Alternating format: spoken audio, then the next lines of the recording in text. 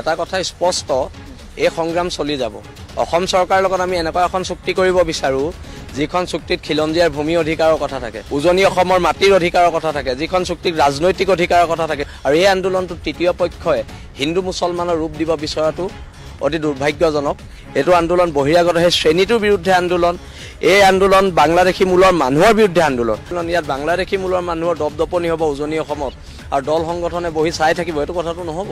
যেতিয়ালৈকে আমি আছোঁ শিৱসাগৰত, উজনি অসমত কেতিয়াও সাম্প্ৰদায়িক ৰূপ দিব নোৱাৰে। আৰু যদি তাৰ কাৰণে জেললৈও যাব লাগে জেললৈ যাম, কিন্তু চুক্তিপত্ৰত চহী নকৰোঁ। নহয়, এইটো এটা গণতান্ত্ৰিক আন্দোলন, গণতান্ত্ৰিক ব্যৱস্থাৰ মাজেৰে কৰা আন্দোলনটোক ৰোধ কৰিবলৈ চৰকাৰে যি চেষ্টা কৰিছে আমি তাক গৰিহণা দিছোঁ। মই চাইন নাই মৰা, এইটো একদম স্পষ্ট। কালি এখন কাগজ দি গৈছে মোৰ ঘৰত, কিন্তু মই চহী নকৰোঁ বুলি স্পষ্টকৈ কৈ গৈছোঁ। আৰু এটা কথা স্পষ্ট, এই সংগ্ৰাম চলি যাব।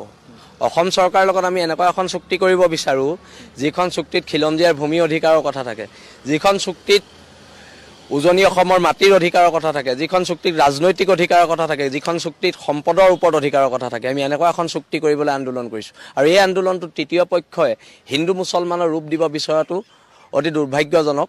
এই আন্দোলনটো খিলঞ্জীয়া আধিপত্যৰ আন্দোলন, আধিপত্য ৰক্ষাৰ আন্দোলন। এইটো আন্দোলন বাংলাদেশীৰ বিৰুদ্ধে আন্দোলন, এইটো আন্দোলন বহিৰাগত মানুহৰ বিৰুদ্ধে আন্দোলন, এইটো আন্দোলন বহিৰাগত সেই শ্ৰেণীটোৰ বিৰুদ্ধে আন্দোলন। এই আন্দোলন বাংলাদেশী মূলৰ মানুহৰ বিৰুদ্ধে আন্দোলন। আমি এখন দীঘলীয়া সংগ্ৰামত অৱতীৰ্ণ হৈছোঁ, আৰু এই সংগ্ৰামক হিন্দু মুছলমানৰ ৰূপ দিবলৈ যি দুষ্ট চক্ৰই চাই আছে, তেওঁলোককে চৰকাৰে কঠোৰ হাতেৰে দমন কৰিবলৈ আমি অনুৰোধ জনাইছোঁ চৰকাৰক। এই আন্দোলনখন চলি যাব, চৰকাৰৰ যিমান কুটিল চেষ্টা নহওক, এখন আন্দোলন চলিব। বহিৰাগতৰ বিৰুদ্ধে আন্দোলন, বাংলাদেশৰ বিৰুদ্ধে আন্দোলন। ইয়াত বাংলাদেশী মূলৰ মানুহৰ দপদপনি হ'ব উজনি অসমত, আৰু দল সংগঠনে বহি চাই থাকিব, এইটো কথাটো নহ'ব। হ'ব প্ৰতিবাদ। ইয়াত বহিৰাগত মানুহৰ উৎপাত হ'লে প্ৰতিবাদ হৈছে, হ'ব প্ৰতিবাদ। আৰু গণতান্ত্ৰিক উপায়েৰে, গণতন্ত্ৰ শেষ স্তৰলৈকে প্ৰতিবাদ হৈছে, কিন্তু গণতান্ত্ৰিক উপায়েৰে প্ৰতিবাদ হৈছে। আৰু সেইকাৰণে চৰকাৰী পক্ষই আমালৈ ভয় খাইছে। এইটো কথা আমি কৈছোঁ যে এই সংগ্ৰামখন খিলঞ্জীয়া অস্তিত্ব সংগ্ৰাম। ইয়াত কোনো ধৰ্মৰ লগত কথা নাইতো, ইয়াত কোনো ধৰ্মৰ লগত কথা নাই। এখন খিলঞ্জীয়া মানুহৰ অস্তিত্ব ৰক্ষাৰ সংগ্ৰাম, খিলঞ্জীয়া মুছলমানৰ অস্তিত্ব ৰক্ষাৰ সংগ্ৰাম, খিলঞ্জীয়া হিন্দুৰ অস্তিত্ব ৰক্ষাৰ সংগ্ৰাম, এখন খিলঞ্জীয়া আপোনাৰ কি কয় খ্ৰীষ্টান মানুহৰ অস্তিত্ব ৰক্ষাৰ সংগ্ৰাম। আৰু সেইকাৰণে আমি কৈছোঁ যে এই সংগ্ৰামখন তীব্ৰতৰ হ'ব। আৰু যি দুষ্ট চক্ৰই বিচাৰি আছে যে ইয়াক এক সাম্প্ৰদায়িক সংঘৰ্ষৰ ৰূপ দিবলৈ, যেতিয়ালৈকে আমি আছোঁ শিৱসাগৰত, উজনি অসমত কেতিয়াও সাম্প্ৰদায়িক ৰূপ দিব নোৱাৰে। ইতিমধ্যে উজনি অসমৰ পৰা প্ৰায়খিনি মানুহে, সন্দেহযুক্ত মানুহ ইয়াৰ পৰা গৈছে আৰু কেছ দিছে। সেইটো আদালতত দেখা যাব কি হ'ব।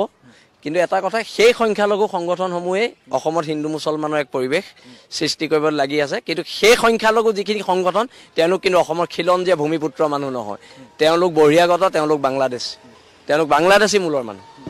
সেইটো আমি স্পষ্টকৈ কৈছোঁ নাই একদম। কিন্তু আমি 30 জাতীয় জনগোষ্ঠীয় সংগঠনৰ তৰফৰ পৰা এটা কথা আমি স্পষ্ট, আমাৰ 30 জাতীয় জনগোষ্ঠীয় সংগঠনে কোনো ধৰণৰ ভায়োলেটেড কাম কৰা নাই, আমি ভায়োলেশ্যন নাই কৰা, আমি হিংসাত্মক প্ৰতিবাদ নাই কৰা। হিংসাত্মক প্ৰতিবাদ যিখিনি সন্দেহযুক্ত বাংলাদেশীয়ে কৰি আছে, চৰকাৰে ধৰি জেলত ভৰাই দিয়ক। আমাৰ তাততো ক'বলগীয়া, সকলোৱে শান্তি শৃংখলা বজাই ৰাখিব লাগিব। গণতান্ত্ৰিক ব্যৱস্থা তাত আছোঁ, এখন সংবিধানৰ তলত আমি আছোঁ, আৰু এই সংবিধানক মানি আমি প্ৰতিবাদ কৰিছোঁ। আৰু সকলোৱে অসমৰ থলগিৰি জনগণে, অসমৰ খিলঞ্জীয়া জনগণে শান্তি সম্প্ৰীতিৰে আগবাঢ়ক। হয়, গতি ৰুদ্ধ হোৱাটো স্বাভাৱিক কথা যদি চুক্তিপত্ৰত চহী কৰোঁ, আৰু সেইকাৰণে আমি চহী নাই কৰা। আৰু যদি তাৰ কাৰণে জেললৈও যাব লাগে জেললৈ যাম, কিন্তু চুক্তিপত্ৰত চহী নকৰোঁ। সেই শক্তিসমূহক চৰকাৰে প্ৰতিহিত কৰক, সেই শক্তিসমূহৰ ওপৰত চৰকাৰে চোকা দৃষ্টি ৰাখক। আমি পুনৰবাৰ কৈছোঁ, শিৱসাগৰৰ পৰা ইমান ডাঙৰ আন্দোলন হৈ গ'ল এই যোৱা কেইদিনত, কিন্তু গণতন্ত্ৰক